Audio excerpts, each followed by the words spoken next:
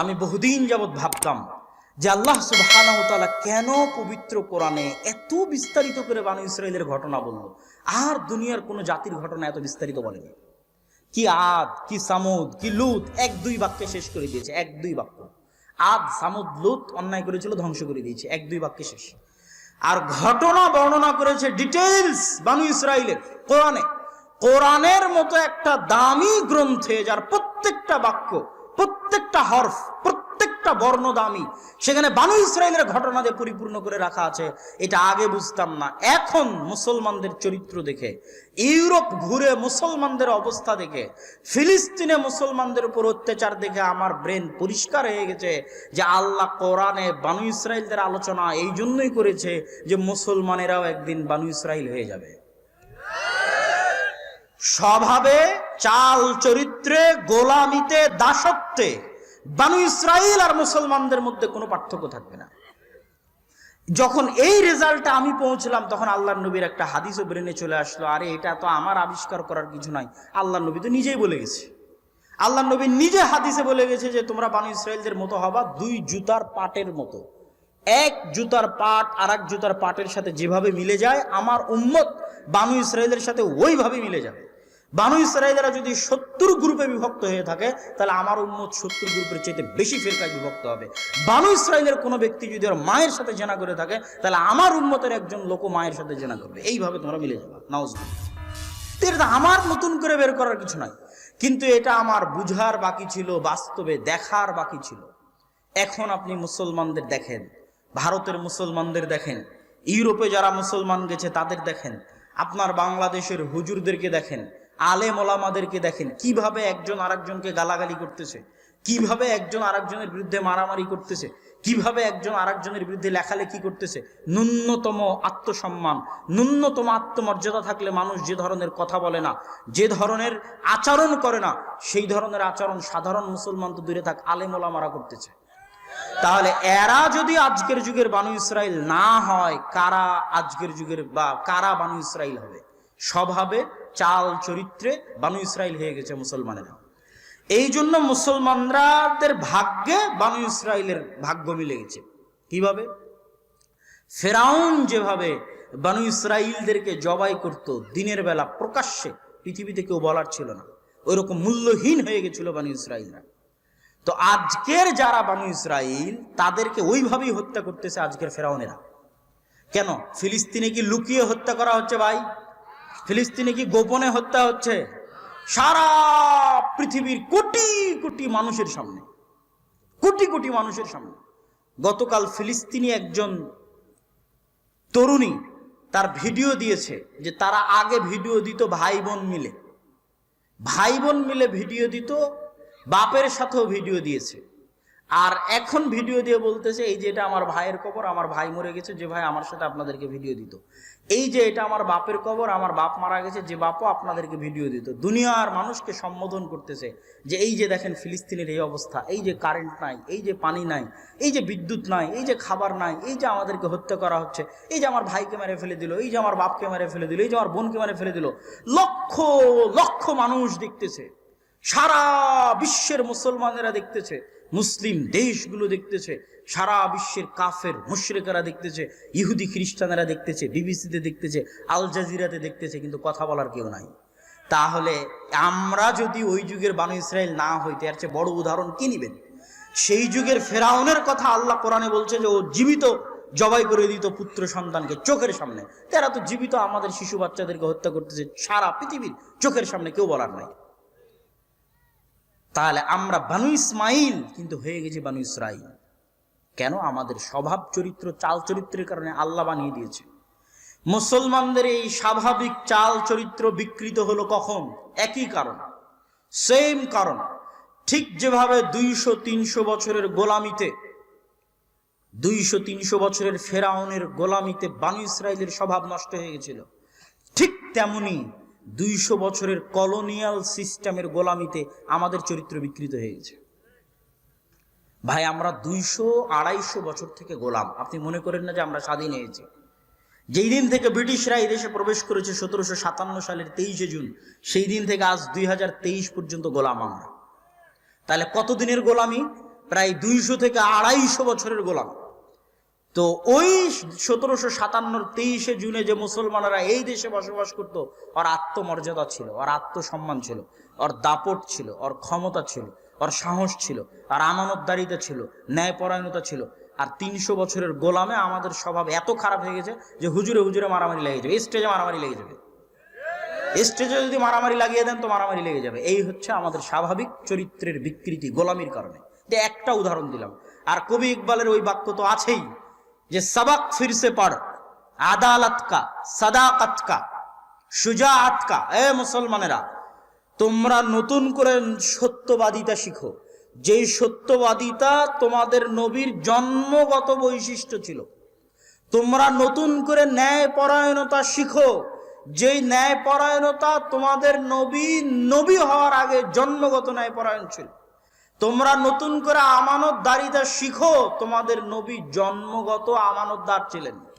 তোমরা নতুন করে সাহসিকতা শিখো, তোমাদের নবী জন্মগত সাহসী ছিলেন। আর তোমাদের সালাত সিয়াম হজ যাকাত থাকার পরেও তোমরা মিথ্যুক, তোমরা দুর্নীতিবাজ, তোমরা চরম অন্যায়পরায়ণ। এই জন্য আল্লাহ তোমাদেরকে গোলাম বানিয়ে দিয়েছে। তোমরা নতুন করে সত্যবাদিতা আমানতদারিতা শিখো, আল্লাহ তোমাদেরকে পুনরায় দুনিয়ার নেতৃত্ব দিয়ে দিবেন। আপনি যান, এই 3টে জিনিস পরীক্ষা করেন। একটা মসজিদ ধরেন, মসজিদ কমিটি ধরেন, মসজিদের ইমাম মুয়াজ্জিন ধরেন, ওই মসজিদে সালাত আছে, সিয়াম আছে, যাকাত আছে, মসজিদের মুসল্লি হজ করে এসেছে, কি নাই? সত্যবাদিতা নাই, আমানতদারিতা নাই, ন্যায় পরায়ণতা নাই। হয় কমিটি ইমামের উপর জুলুম করছে, না হয় ইমাম মুয়াজ্জিনের উপর জুলুম করছে, না হয় কেউ কারো নামে সত্য মিথ্যা কথা বলছে, না হয় কেউ টাকা মেরে নিয়ে আমানতদারিতার খেয়ানত করতেছে। মাদ্রাসায় যান, মাদ্রাসায় গিয়ে মাপেন, সালাত আছে, সিয়াম আছে, হজ আছে, যাকাত আছে, কি নাই? আমানতদারিতা নাই, ন্যায় পরায়ণতা নাই, সত্যবাদিতা নাই।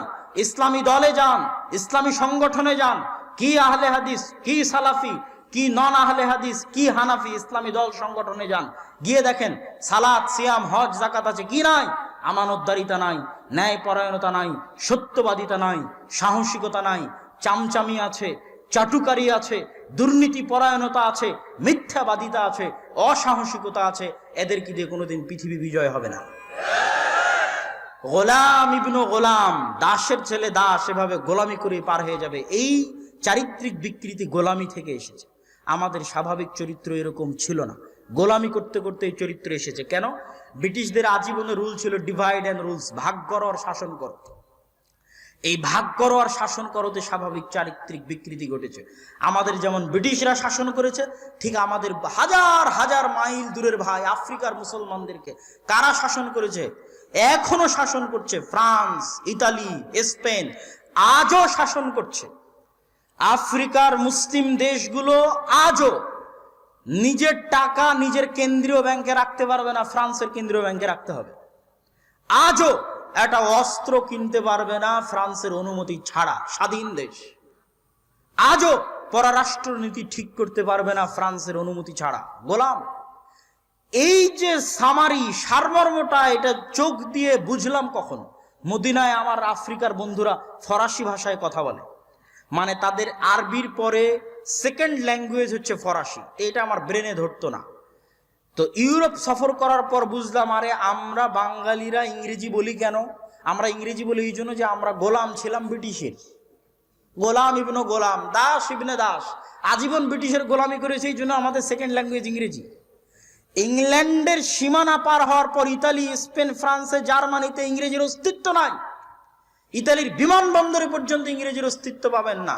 ফ্রান্স, স্পেনের বিমানবন্দরে পর্যন্ত এক্সিটটা ইংরেজিতে লেখা নাই। আশ্চর্য হয়ে যাবেন, তাদের ভাষায় লেখা আছে। তখন বুঝলাম, ওহো, ফ্রান্স শাসন করেছিল আফ্রিকার মুসলিম দেশগুলো, এই জন্য আমার মদিনা বিশ্ববিদ্যালয়ের মুসলিম ভাইয়ের সেকেন্ড ল্যাঙ্গুয়েজ ফরাসি। সারা পৃথিবীতে মুসলমানেরা এই কলোনিয়াল সিস্টেম, ইউরোপিয়ান 200 বছরের গোলামিতে আছে। এখনো কন্টিনিউয়াসলি 200 থেকে 250 থেকে 300 বছরের গোলামিতে আছে। এই জন্য ফ্রান্সের আইফেল টাওয়ারের পাশে যতগুলো বিড়িখোর আছে, যতগুলো সিগারেট খোর আছে, যতগুলো মদ খোর আছে, যতগুলো জুয়াখোর আছে, আল্লাহর কসম সবগুলো মুসলমান। নিজে চোখে দেখা কথা বলছি, সব মুসলমান, ওদের চরিত্র বিকৃত করেছে গোলামিতে। ওরা সব আফ্রিকান দেশগুলো থেকে আসে ওখানে আড্ডা দিচ্ছে, বিড়ি খাচ্ছে, সিগারেট খাচ্ছে, মদ খাচ্ছে, জুয়া খেলতেছে, ধ্বংস হয়ে গেছে চরিত্র। আজ সারা পৃথিবীতে মুসলমানদের এই গোলামির চিত্র যদি আপনি ছোট্ট একটা দূরবীন দিয়ে দেখতে চান, তাহলে একটা ছোট্ট দূরবীন আপনাদেরকে ধরিয়ে দিয়ে আমাদের বক্তব্যের আজকের দ্বিতীয় অংশে যাব, মসজিদ ভিত্তিক দ্বীন শিক্ষার গুরুত্ব এবং তাৎপর্য সম্পর্কে। এই ছোট্ট চিত্র কি? বৈধ উপায়ে যারা ইউরোপ যাচ্ছে তাদের কথা বাদ দিলাম, অবৈধ উপায়ে শুধু বাংলাদেশ নয়, এখনকার একটা কথাও বাংলাদেশ না, সারা বিশ্বের মুসলমানদের কথা বলতেছি, অবৈধ উপায়ে আফ্রিকা থেকে, সিরিয়া থেকে, ইয়েমেন থেকে, বাংলাদেশ থেকে, পাকিস্তান থেকে, আফগানিস্তান থেকে সব মুসলমানেরা জমা হয় লিবিয়াতে। এটা একটা রুট অবৈধ উপায়ে ইউরোপ যাওয়ার। রাতের অন্ধকারে, রাত 12টার সময় এরা নৌকায় চড়বে, বাতাসে ফুলানো নৌকা। এই নৌকায় চড়ার পর এই নৌকা ভূমধ্য সাগরে যখন ছেড়ে দেওয়া হবে, তখন এই নৌকার ভাগ্যে দুইটা জিনিস আছে, হয় সাগরে ডুবে মৃত্যু, আর না হলে ইউরোপ এদেরকে ভিক্ষা দিবে যে ভাই থাক, শরণার্থী হিসেবে তোকে খাবারের ব্যবস্থা করে দিলাম, 5 বছর পর তোকে একটা পাসপোর্ট দিব, একটা আইডি কার্ড দিব। এই ভিক্ষা হয় ইউরোপ দিবে, না হয় ডুবে মরবে। এই নৌকাতে যদি 400 জন আরোহী থাকে, আল্লাহর কসম 400 জনই মুসলমান। এই 400 জন মুসলমান হচ্ছে সারা পৃথিবী থেকে জমা হওয়া মুসলমান। এই একটা নৌকা সারা পৃথিবীর মুসলমানদের গোলামির চিত্র পরিষ্কার করে দিবে যে আমরা হচ্ছি আজকের যুগের বানু ইসরাইল।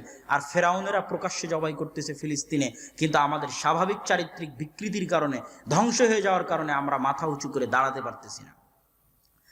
আরো দেখেন মুসলমানদের এই স্বাভাবিক চারিত্রিক বিকৃতি সংঘটিত হয়েছে কিভাবে। আরো দেখেন, এই নৌকায় যদি 400 জন মুসলমান থাকে, তাহলে 400 জন মুসলমান ইউরোপে ঢুকার পর, আমি আবারও বলছি, বাংলাদেশ নয়, সারা পৃথিবীর মুসলমান ইউরোপে ঢোকার পর এদের জব কি, এদের পেশা কি? সারা পৃথিবী থেকে যারা বৈধ উপায়ে ভিসা নিয়েও ইউরোপে গেছে, বাংলাদেশের যুবকেরাও যারা বৈধ উপায়ে স্টুডেন্ট ভিসা নিয়ে ইউরোপে গেছে, আরও সারা বিশ্ব থেকে মুসলমানেরা গেছে, এদের চাকরি কি? এদের চাকরি হচ্ছে হয় গাড়ির ড্রাইভার, না হয় ফুড ভান্ডার, হোম ডেলিভারি, না হলে কেয়ার হোমের জব, আর না হলে কোনো সুপার শপের দোকানদার। এই হচ্ছে এদের চাকরি। আপনি পার্সেন্টেজ করবেন ইউরোপে বসবাসরত মুসলমানদের, যে ইউরোপ এবং আমেরিকায় বসবাসরত মুসলমানেরা কতজন বিশ্ববিদ্যালয়ের শিক্ষক, কতজন ওই দেশের মেডিকেলের ডক্টর, কতজন বিজ্ঞান ইনস্টিটিউটের একজন বিজ্ঞানী গবেষক, আর একটা ইহুদি পল্লীতে গিয়ে পরিসংখ্যান করবেন, জরিপ করবেন যে কতজন ইহুদি ড্রাইভার, আর কতজন ইহুদি ফুড ভান্ডার, হোম ডেলিভারি, আর কতজন ইহুদি কেয়ার হোমের জব করে, আর কতজন সমাজের সর্বোচ্চ লেভেলে জব করে। এটা হচ্ছে মুসলমানদের লেভেল। 100 জনে 90 জন সমাজের তৃতীয় শ্রেণীর নাগরিক, সমাজের তৃতীয় শ্রেণীর জব করে। কেন? এরা সবাই নিজ নিজ দেশ থেকে চরম মূর্খ, চরম অসভ্য, চরম অশিক্ষিত হয়ে সেখানে গেছে। আর আমাদের সরকারের প্রয়োজনও নাই আমাদেরকে এবং আপনাকে শিক্ষিত করা। কেন প্রয়োজন নাই? শিক্ষিত মানুষের আত্মমর্যাদা থাকে, আত্মসম্মান থাকে। শিক্ষিত মানুষকে কি আর টাকা দিয়ে আপনি গাড়িতে আগুন দেওয়াতে পারবেন? একজন আত্মসম্মানবোধ, আত্মমর্যাদাবোধ মানুষকে আপনি টাকা দিয়ে কিনতে পারবেন? কোটি টাকা দিয়েও কিনতে পারবেন না, কিন্তু গোলামকে কিনতে পারবেন, দাসকে কিনতে পারবেন। আমরা যে এখনো গোলামিতে আছি, দাসত্বের মধ্যে আছি, তার প্রমাণ হচ্ছে আমাদের যুবকদেরকে 500 টাকা দিলে এরা আর একজন মানুষকে মেরে দিবে, আর একজনের গাড়িতে আগুন দিয়ে দিবে। তাহলে এদেরকে যদি শিক্ষিত করে গড়ে তুলি, এরা তো তাহলে আর গোলামি করবে না। তাহলে এদেরকে অশিক্ষিত রাখো, মূর্খ রাখো, তাহলে 500 টাকা দিয়ে এই গুন্ডাদের, এই জুয়াখোরদের, এই মদখোরদের দিয়ে ক্ষমতা টিকিয়ে রাখা যাবে। এটা হলো সিম্পল সামারি। এই জন্য সরকারেরাও চাইবে না যে আপনি শিক্ষিত হন, আত্মমর্যাদা বোধ হন, আত্মসম্মান বোধ হন। যে ন্যায়পরায়ণতা বিক্রি করতে পারবে, সত্যবাদিতা বিক্রি করতে পারবে, আমানতদারিতা বিক্রি করতে পারবে, একমাত্র তারই দরকার। এটা হচ্ছে গোলামির চিহ্ন, দাসত্বের চিহ্ন, আলামত যে আমরা দাস এবং গোলাম, এবং সারা পৃথিবীর মুসলমানদের মধ্যে চিহ্ন বিদ্যমান। সম্মানিত উপস্থিতি, এই জন্য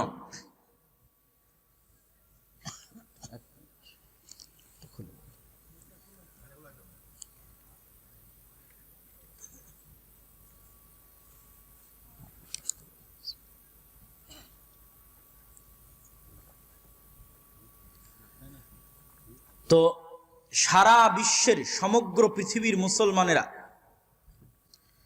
শিক্ষা, দীক্ষা, আমানতদারিতা, সততা, ন্যায়পরায়ণতায় পিছিয়ে আছে,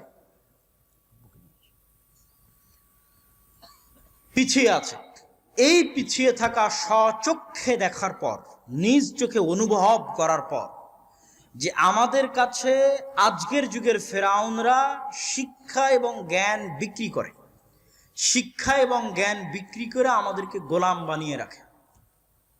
তারা শিক্ষিত, আমরা মূর্খ। একটা মাস্টার্স কোর্স 9 মাসের দাম 35 থেকে 40 লক্ষ বাংলাদেশি টাকা। একটা মাস্টার্স কোর্স 9 মাস, মূল্য বাংলাদেশি টাকা 35 থেকে 40 লক্ষ টাকা। তাহলে একটা 9 মাসের মাস্টার্স কোর্সের জন্য যদি 40 লক্ষ টাকা নেয়, তাহলে একটা পারমাণবিক বমের থিওরি দিতে কত কোটি টাকা নেবে? আর একটা বিমান কেমনে বানাতে হয়, বোয়িং আর এয়ারবাস কেমনে বানাতে হয়, ওইটা শিখাতে কত কোটি টাকা নিতে পারে? এই শিক্ষা বিক্রি করা হচ্ছে ফেরাউন আর এই বানু ইসরাইল, আজকের যুগের বানু ইসরাইল তথা আমরা বানু ইসমাইল যারা আজকের যুগের বানু ইসরাইল হয়ে গেছে, তাদের মধ্যে ডিফারেন্স 500 বছরের। ওরা শিক্ষায় 500 বছর এগিয়ে, আমরা 500 বছর পিছিয়ে। আর একটা আমাদের দুর্ভাগ্য যে আমাদের যে সমস্ত মুসলমানদের হাতে আল্লাহ টাকা পয়সা দিয়েছিল, ধন দৌলত দিয়েছিল, এদেরকে কোন ইবলিস আর কোন শয়তানি বুদ্ধি দিল যে টাকা তোমরা পর্যটনে লাগাও, এই টাকা তোমরা বিনোদনে লাগাও। নাউজুবিল্লাহ। মধ্যপ্রাচ্যের দেশগুলো সেই টাকা বিনোদন আর পর্যটনে শেষ করে দিল।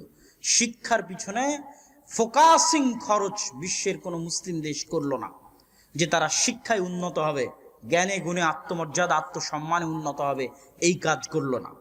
সম্মানিত উপস্থিতি, এইরকম এক ভয়াবহ পরিস্থিতিতে মুসলমানদের উত্তরণের জন্যই বিশেষ করে আমাদের দেশে আরো চলমান রানিং যে শিক্ষা কারিকুলাম আছে, এই শিক্ষা কারিকুলামে যেভাবে সন্তানদেরকে ধর্মহীন বা ধর্মবিদ্বেষী বা যেভাবে উলঙ্গপনা, বেহায়াপনা, নাচ এবং গানের মতো হারাম বিষয়কে প্রকাশ্যে স্কুলের সিলেবাসে অন্তর্ভুক্ত করে প্রকাশ্যে ওই নাচ এবং গান শেখানোর জন্য শিক্ষক নিয়োগ দিয়ে, শিক্ষককে মুসলমানদের ট্যাক্স আর করের টাকায় বেতন দিয়ে প্রকাশ্যে মুসলমানের সন্তানদেরকে নাচ এবং গান শেখানো হবে, বেহায়াপনা, উলঙ্গপনা, অশ্লীলতা শেখানো হবে, স্কুলে এই সকল কার্যক্রম সম্পন্ন।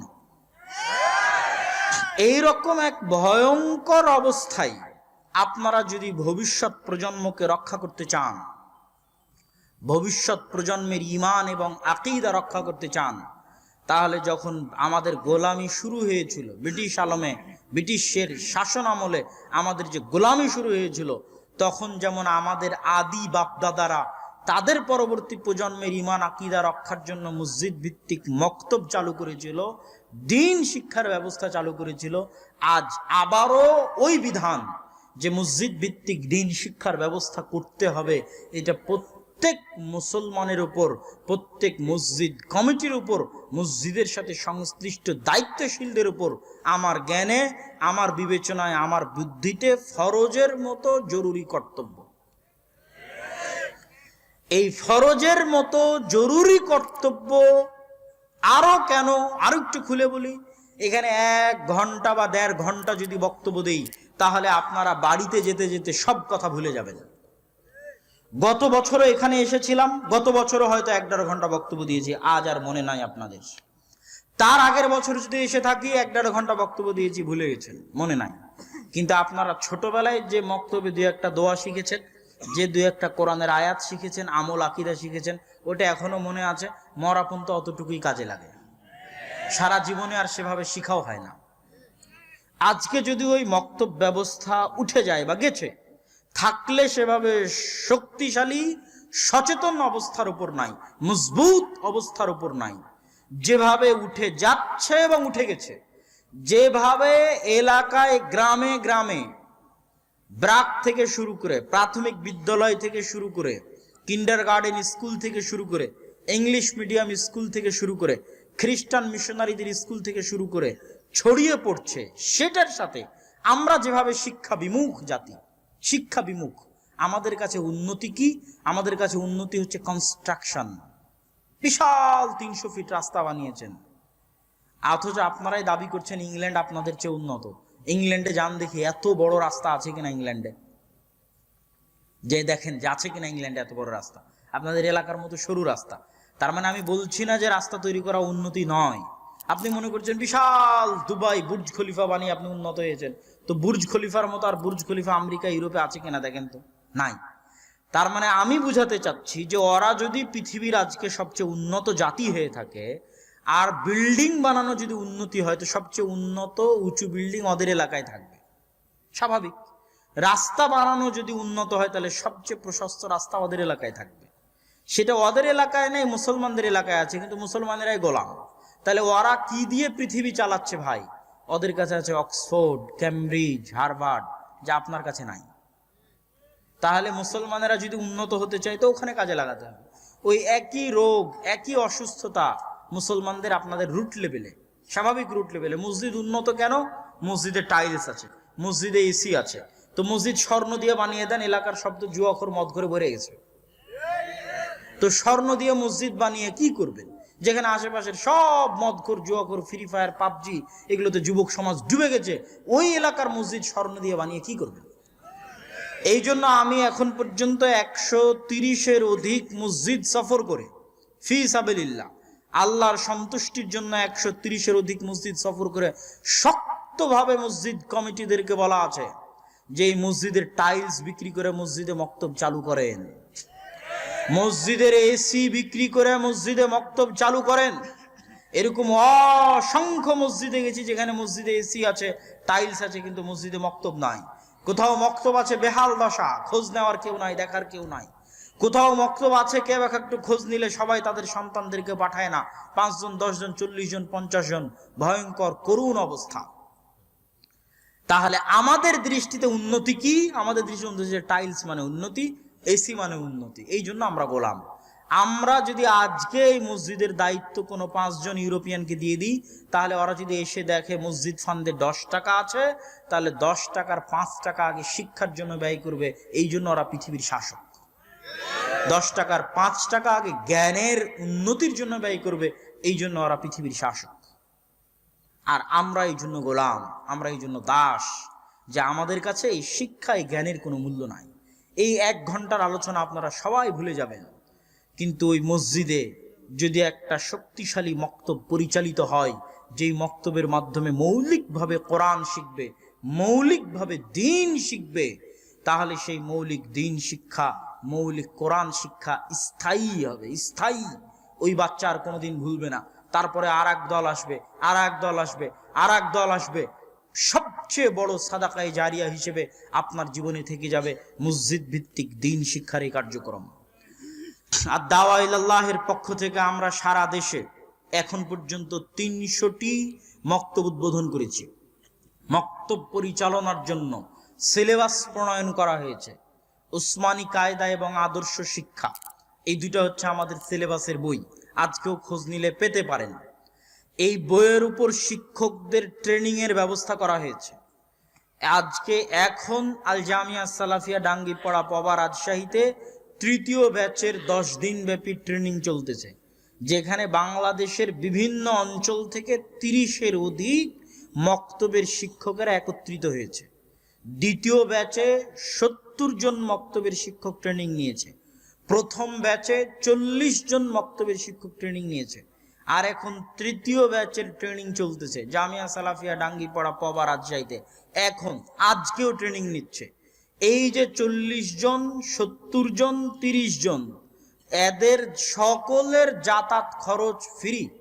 আল জামিয়া সালাফিয়া বহন করবে, আর দাওয়া ইলাল্লাহ বহন করবে, করেছে। প্রথম ব্যাচে যারা এসেছে তাদেরকে যাতায়াত খরচ দেওয়া হয়েছে, 2য় ব্যাচে যারা এসেছে তাদেরকে যাতায়াত খরচ দেওয়া হয়েছে, 3য় ব্যাচে যারা আসবে তাদেরকেও যাতায়াত খরচ দেওয়া হবে। এদের থাকা এবং খাওয়া ফ্রি, আর দাওয়া ইলাল্লাহ বহন করবে। এদের প্রত্যেকের হাতে একটা করে মক্তবের জন্য 5টা থেকে 10টা করে কপি বই ওই মক্তবের ছাত্রদের জন্য ফ্রি দেওয়া হয়েছে। যতজন শিক্ষক এখানে ট্রেনিং নিতে এসেছে তার মক্তবের জন্য 5 থেকে 10 কপি করে বই আমাদের সাধ্য অনুযায়ী ফ্রি দেওয়া হয়েছে। তা এবং আমার পক্ষ থেকে ঘোষণা আছে, সমগ্র জাতির উদ্দেশ্যে ওপেন মাঠে ঘোষণা আছে যে আমি আব্দুল্লাহ বিন আব্দুর রাজ্জাক, আমাকে জালসার জন্য দাওয়াত দিয়ে আপনি ক্রয় করতে পারবেন না। যদি বলেন যে আপনাকে 50,000 দিব, 1 লাখ দিব, কিনতে পারবেন না, আমার প্রয়োজন নাই।